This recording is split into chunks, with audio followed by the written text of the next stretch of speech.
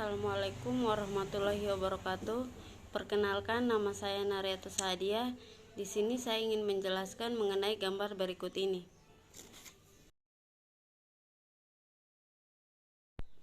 Langsung saja, di sini saya ingin menjelaskan tentang soal pertama bagian A. Di situ diminta hitunglah LPS dasar tahun 2020. Cara menghitung LPS dasar yang pertama, buatlah perubahan jumlah saham. Di dalamnya itu terdapat tanggal perubahan dan jumlah lembar saham beredar. Nah, tanggal 1 Januari 2020 saldo awalnya 1 juta, kemudian 1 Maret 2020 pengeluaran sahamnya 150.000. Nah, dijumlahkan hingga memperoleh 1.150.000 rupiah. 1 Juni 2020 pemecahan saham 2:1, 1.150.000 dijumlahkan dengan hasil di atas tadi hingga memperoleh 2.300.000. 1 September 2020 pembelian saham treasury dikurangi 500.000 hingga memperoleh 1.800.000. 1 Desember 2020 pengeluaran saham 250. 31 Desember 2020 saldo akhir 2.050.000 itu diperoleh dari hasil pembelian saham treasury ditambah dengan pengeluaran saham hingga memperoleh 2.050.000.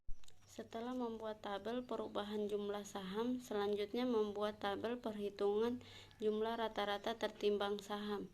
Isi dari tabel tersebut ialah tanggal 1 Januari sampai 1 Maret, jumlah saham beredarnya 1 juta, penyajian kembali 2, faktor pembobot 2/12, jumlah rata-rata tertimbang saham 333.333 rupiah. 1 juta, penyajian kembali 2, faktor pembobot 2/12, jumlah rata-rata tertimbang saham 333.333 rupiah.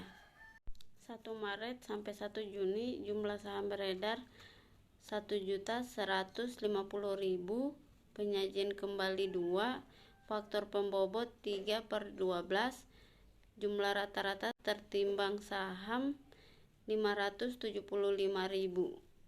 1 Juni sampai 1 September jumlah saham beredar 2.300.000, penyajian kembali tidak ada, faktor pembobot 3/12, jumlah rata-rata tertimbang saham 575.000.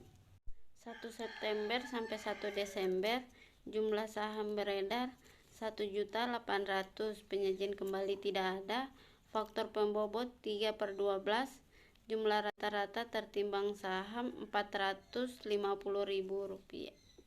1 Desember sampai 31 Desember jumlah saham beredar 2.050.000, penyajian kembali tidak ada, faktor pembobot 1/12, jumlah rata-rata tertimbang saham 170.833 rupiah.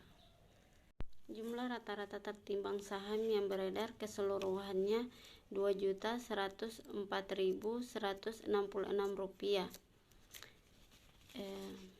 Cara memperoleh jumlah rata-rata tertimbang saham di atas tadi, jumlah saham beredar dikali dengan penyajian kembali terus dikali faktor pembobot hingga memperoleh jumlah rata-rata tertimbang saham. Selanjutnya cara mencari laba bersih residual, itu laba bersih dikurang dividen saham preferen itu sama dengan 5 juta dikurang dalam kurung 10% dikali 1.500.000. Jadi yang kita jumlahkan yang di dalam kurung dulu, 10% dikali 1.500.000 hingga memperoleh 150.000 dikurangi 5 juta sama dengan hasilnya 4.850.000. Rumus mencari LPS dasar itu laba bersih residual dibagi jumlah rata-rata tertimbang saham biasa. Nah, tadi kita sudah kerjakan di atas tadi sebelumnya. Nah, jadi laba bersih residualnya itu 4.850.000, sedangkan jumlah rata-rata tertimbang saham biasanya itu 2.104.166 rupiah, hingga kita memperoleh hasilnya 2,3. Selanjutnya bagian B, menghitung LPS dilusian. Terdapat tabel peningkatan laba yang dapat diatribusikan kepada pemegang saham biasa atas pengonversian efek berpotensi biasa. Dalam tabel tersebut ada peningkatan laba, peningkatan jumlah saham biasa, dan laba perusahaan inkremental. Opsi peningkatan labanya tidak ada, sedangkan peningkatan jumlah saham biasa atau per lembar 10.000 dari 60.000 dikali 5 dibagi 30 memperoleh 10.000 lembar, sementara laba perusahaan inkremental yaitu nil atau tidak ada. Selanjutnya saham preferen.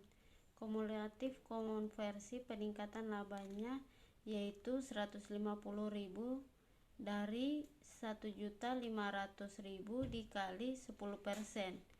Kemudian peningkatan jumlah saham biasa yaitu 500.000 dari 2 kali 250.000. Kemudian laba perusahaan inkrementalnya 0,3 dari 150.000 dibagi 500.000, sehingga memperoleh 0,3. Berdasarkan tabel di atas, maka urutan dari dampak masing-masing efek terhadap LPS inkremental adalah opsi dampak inkremental 0, saham preferen kumulatif konversi dampak 0,3. Selanjutnya kita ke tabel terakhir, tabel perhitungan LPS dilusian. Dalam tabel LPS dilusian terdapat laba dari operasi saham biasa, perusahaan per saham rupiah, dan keterangan sebagaimana dilaporkan laba dari operasi senilai 5 juta dari soal. Saham biasanya senilai 2.104.166 rupiah dari jumlah saham tertimbang, sedangkan perusahaan dari 5 juta dibagi 2.104.166 rupiah. Sedangkan opsi laba dari operasi tidak ada. Saham biasanya 10 juta per sahamnya juga tidak ada. Selanjutnya dijumlahkan 5 juta saham biasanya, 2.104.166 ditambah dengan 10 juta, hasilnya 2.114.166 rupiah. Kemudian 5 juta dibagi 2.114.166 rupiah, hasilnya 2,6. Keterangannya deduktif karena perusahaan tidak memilih dari perusahaan sebelumnya, dan saham preferen kumulatif konversi laba dari operasinya yaitu 5.150.000 diperoleh dari 5 juta ditambah 150.000, sedangkan saham biasanya yaitu 2.114.166 rupiah ditambah 500, hasilnya 2.614.166 rupiah. Kemudian perusahaannya 1,90 dari 5.150.000 dibagi 2.614.166 rupiah.